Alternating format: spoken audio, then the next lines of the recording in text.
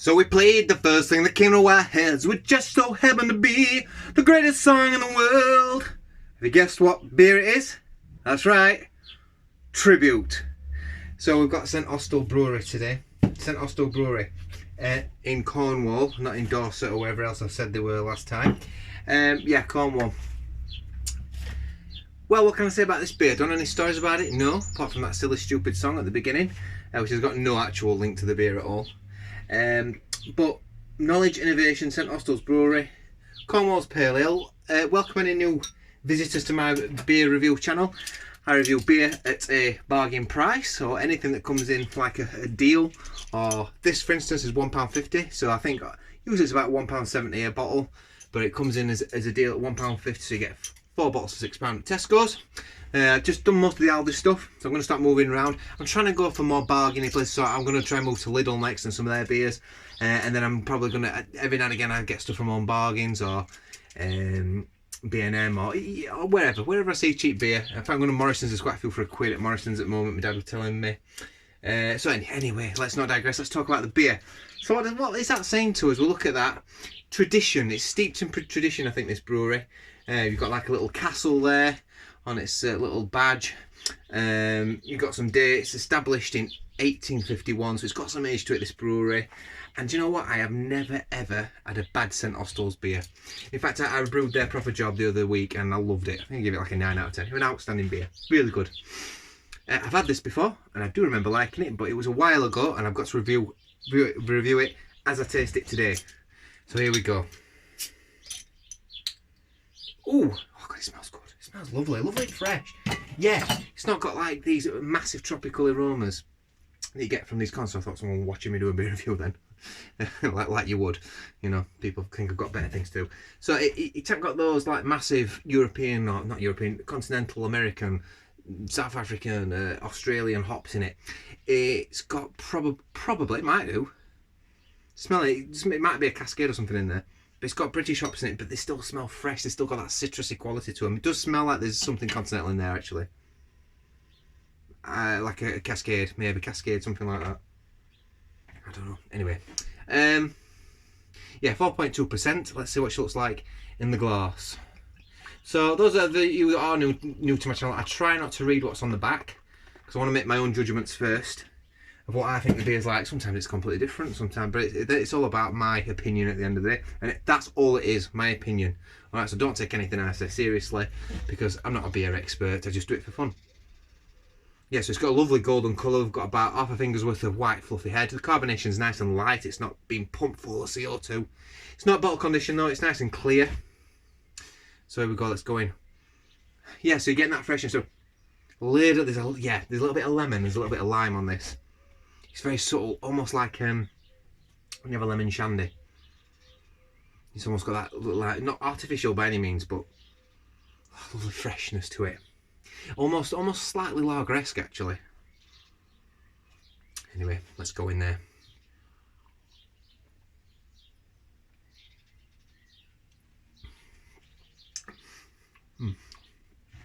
Yeah, that citrus. There's a real nice citrus zizz that goes all the way back. It's a very simple beer, this. It's very subtle, and it's the perfect summer beer. If you want to have a drink in the summer, like today, for instance, grab yourself one of these. Do yourself a favour. Grab yourself one of these. It's lovely. Lovely freshness to it. So yeah, some of the malts are coming through behind it. It's got like a little bit of a breadiness to the back. It describes itself as a pale ale. Okay. More like a golden ale to me, that, but or even a lager. It's very lager-esque. It's got like the pale malts, maybe even lager malts in this beer. Nice lacing on the glass. That lovely fresh lemon and lime for me. You might be able to sense a bit of grapefruit, possibly a tad of orange, but it's mainly lemon and lime for me. Dead easy to drink.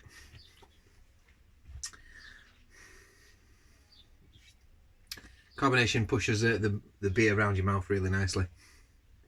It's simple but refreshing. It is, for me, it's not far off a lager. But I'm not complaining that they're calling it a pale ale, you know. It's my opinion, like I say, it's my opinion, and yeah, so what?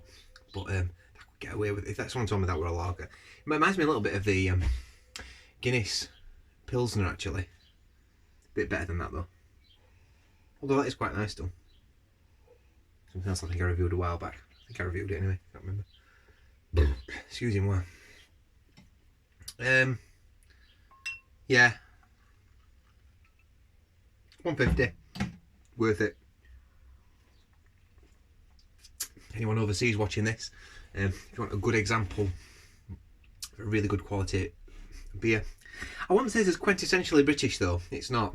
It has got like a little sense of something overseas, a little bit of a cascade, like I said earlier, hop in there.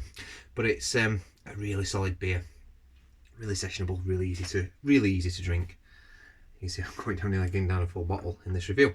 So, what does it say? Pale amber in colour, Tribute is a moorishly drinkable beer using Maris Autumn malts and a blend of aromatic hops. Zesty orange and grapefruit flavours are balanced with a biscuit malt for the superb classic pale ale. Yeah, so it's saying a zesty orange and grapefruit. I'm not getting orange. I'm getting a touch of grapefruit on it, but for me it's like a lemon and limey sourness, which you could argue is similar to grapefruit. I did mention earlier there's a touch of orange in it, but for me it's more than a lemon and lime spectrum. But there we go.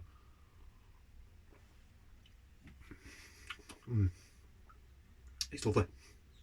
It's really good. Really nice. So, scores on the board time. Scores on the board.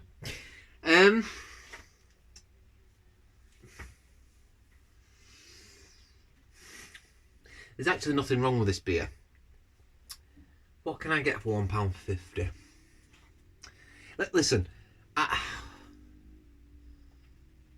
is it an excellent... What I've got to ask myself, is it an excellent beer? Is it an 8? An 8 point something? It's a hot day. It's a summer beer. It's perfect for quenching your thirst. In which case, it gets an 8.1 out of 10. It's just into that excellent beer for me. You can get better value for money out there, but something like a Rheinbacher, but I gave that a 9.5 out of 10. Do you know what I mean? For 75p or something, or whatever ridiculous it were. This has got a bit more to offer than the Rheinbacher, to be fair. It's got more flavours, but it's £1.50 a bottle. So I think 8.1 out of 10 is a very good score. And you know what? So I'm walking outside. I'm seeing things. I'm tripping or something. I'm seeing that this brewery deserve it because they're a really strong, honest brewery, and they deserve all the credit they get. So, yeah, okay. I'll see you on the next review. And yeah, I hope you enjoyed the video. Bye.